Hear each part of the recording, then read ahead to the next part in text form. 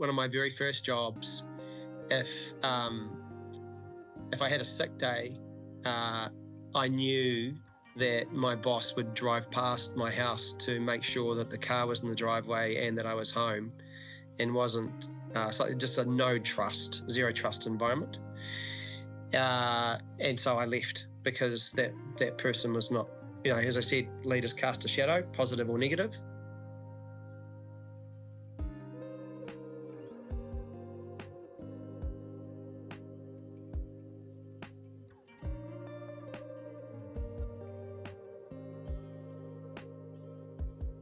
Wellbeing, just a great state of mind, happy, positive, and importantly, at home first. So I often talk to the team that if you're not good at home, you can't be good at work. And so making sure you've got that kind of foundation. And I think just, loving and positive about life in general is about mental health, I think. And has that changed over time for you as a CEO? Because I noticed that LinkedIn post you did last year around you didn't go to a SpaceX event because you were there for your daughter's graduation. And I was just like, that is the coolest post in the entire world. But has that changed over your career? Yeah, I think it's probably changed over my life where, you go from being a selfish teenager to then having a partner and a wife that you love more than yourself, and then you have children, and you're like, oh my God, like how could I love anything more than them? And so for me, they're also the kind of foundation of my mental health as well. So as I said before, if I'm not good at home, I can't be good at work. And so if my children and my wife and my family are great, then generally I'm great in a great space as well. So I wouldn't say that my mindset in terms of what a positive mental health state means has changed because of work. I would say it's changed because of life. Yeah, interesting. And how, kind of coming through the ranks and now in your most senior role, do you feel more pressure around being a role model for that, or the almost the ripple effect of what you do? I don't really feel in any aspect of my role at One New Zealand, I don't feel any pressure to have to be or say or do anything I'm not. So what you see with me, for the good and the bad, is always the same no matter what situation. So if it's at a formal board meeting or if I'm playing cards at home with my kids, I'm going to have pretty much be the same person. So I don't necessarily think or overthink too much about what my posture should be. What I would say though is I understand and I can appreciate the positive or negative shadow that you cast is greater the more senior you become in the organization and the more people you are trying to inspire and lead and motivate. So I'm more conscious of that. And therefore, I think I'm genuinely a pretty open person, being as open as I possibly can about the choices that I make, both personally and professionally, for my own mental health, makes it more possible for others to make the same decisions and prioritize themselves, because they can see, well, if he can do it, I can do it. And if he is doing it, he's kind of giving me permission to do it at the same time. One factor, though, that enables me to be like that is my board. And I have worked in organizations where the values haven't been as aligned to mine in a lot of areas, but including in health and well-being and mental health. I'm lucky enough that we're owned by Infratil, and my board are phenomenal and very aligned to that kind of way of thinking, and so it means that I don't have any pressure from a board perspective to not be who I want to be either. Yeah, that sounds really important. Particularly as you said, because it gives you that freedom then not to have to worry about that as a particular pressure. Yeah, and I've had bosses, in different roles where, uh, if I was genuinely unwell, I would feel guilty about being at home, and that is a terrible environment to be in. And I suppose those moments shape your own leadership style, and they also, over time, shape the organisations that you're prepared to work for and be a part of. So when you're starting your career, sometimes you make some decisions based on, I don't know, title or money or number of reports or whatever it is. Now I'm in a privileged position where the number one factor for me is the purpose and the values alignment. That's so huge, isn't it? And it aligns really well with where I want to take the conversation kind of around burnout and mental health, because that is one of the issues with burnout is that does become a misalignment with the organization. So let's just kind of looking back over your career, have there been times of real adversity that you've had to work through, and how have you navigated that with work? Uh, well, like with like one example comes to mind. One of my very first jobs, if um, if I had a sick day, uh, I knew that my boss would drive past my house to make sure that the car was in the driveway and that I was home and wasn't. So just a no trust, zero trust environment. And so I left because that person was not, as I said, leaders cast a shadow, positive or negative. I've had other situations which have been uh, like that as well. Even when I was a CEO, my first CEO gig, the board really just saw our people as a resource, as a number. But then I've been lucky enough the majority of my career to have CEOs and boards that understand if you are not in a good uh, state of mind, feeling good about yourself in all aspects, then you're not going to be the best you can be at work. And so that's the foundation that enables high performance across the company. And they've also always been very family oriented as well. And whatever that family means, if it's friends or pets or partners or kids or, whatever ends up being, been lucky enough that it's kind of been a part of the majority of the roles that I've had. That's fantastic. It gives me hope that there are really good organizations out there, because I think often it's easy to focus on the ones, that do have managers like you were describing in your first role. I think I actually think the majority of organisations are like that now. It's just, funnily enough, everyone thinks, oh, I couldn't do that for my boss. But if you asked your boss, then of course they would support you in any way. I would say 95 or 99% of people are just really good humans that only care about their teams and only want the best for them. But and I would hope, and I actually know that my team knows that I've got their back in anything that they need to do for themselves personally. And I'm lucky that my board is the same. But I know for some CEOs, they might have a perception that they could never have that conversation with their board.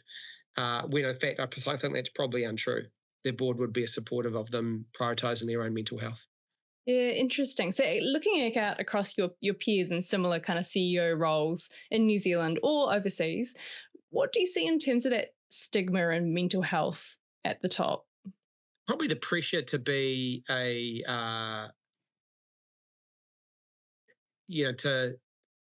to demonstrate that you are prepared to do more, um, to sacrifice more for the organization than anyone else. And that's why you're the CEO.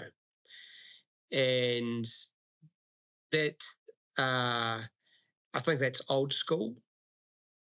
That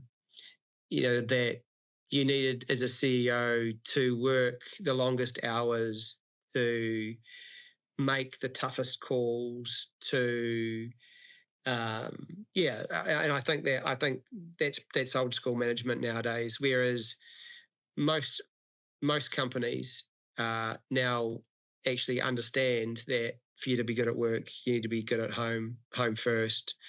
It's not necessarily the hours that you work, but the quality of the work, that your success as a leader, the biggest factor in that is the team that you hire and inspire around you, who are almost always better than you. So I think that's changed in recent times, and I think for the better. But there's still pockets of old school industries that you come across, and I just simply wouldn't work for them. One of the most common sentiments I heard from people leaders of all levels last year across a range of different industries was how to look after myself and look after my team and do all these change projects and do BAU and not burn out. And what would your advice be if that's what you were hearing from your team, or what actions might you put in place? There's advice I'd give, which I don't take myself. So it's easy to say, hard to do. So like I know that I should be prioritizing. The thing for me actually is exercise.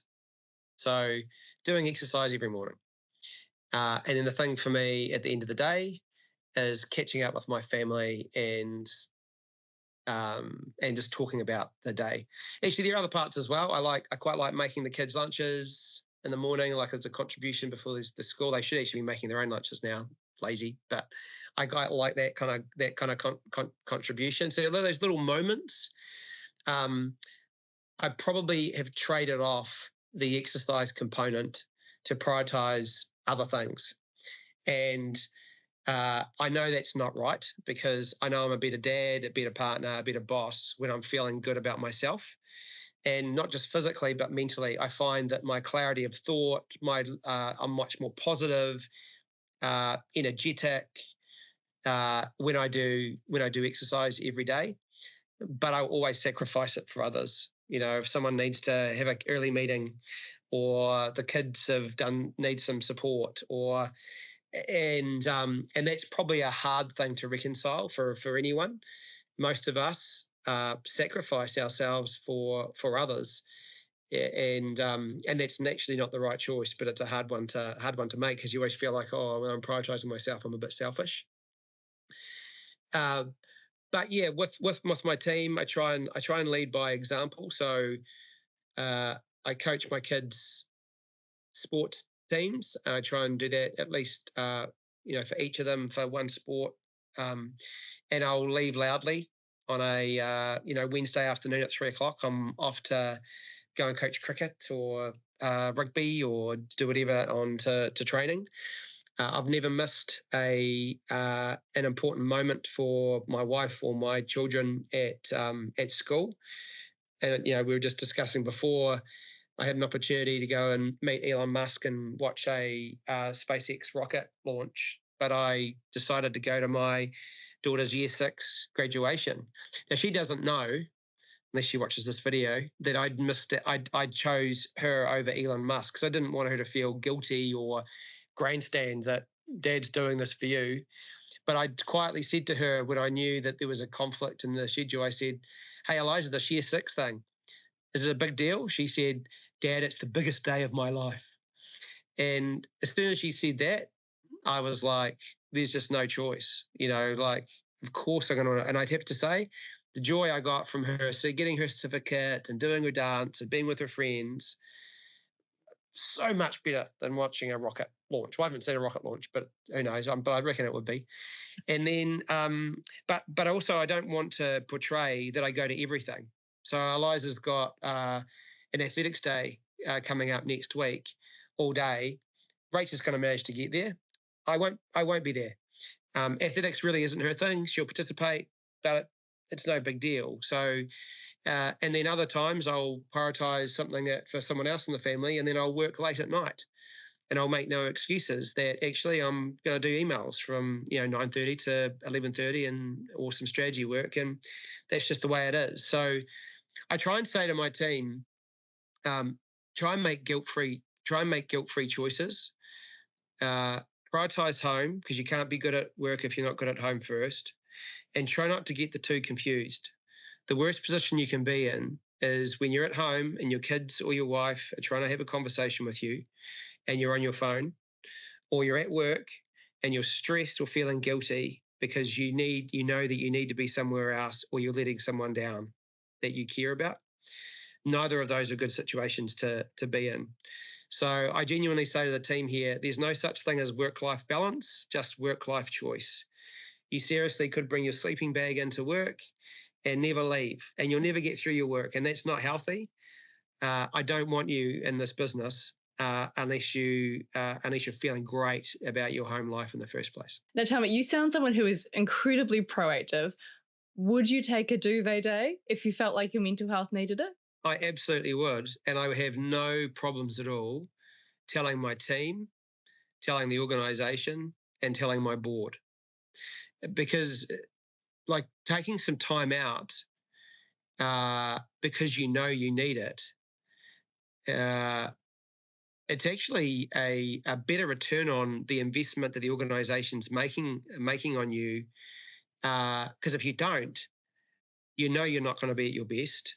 You know you're more likely to feel more unwell in the future, whether that's through physical illness or through mental illness. And no one knows you better than you. And so no problem at all about taking some time out just because you need some time out. That's fantastic. I want to bottle that and put that everywhere. I don't understand why that would be such a big thing. Like, why is there a stigma around that?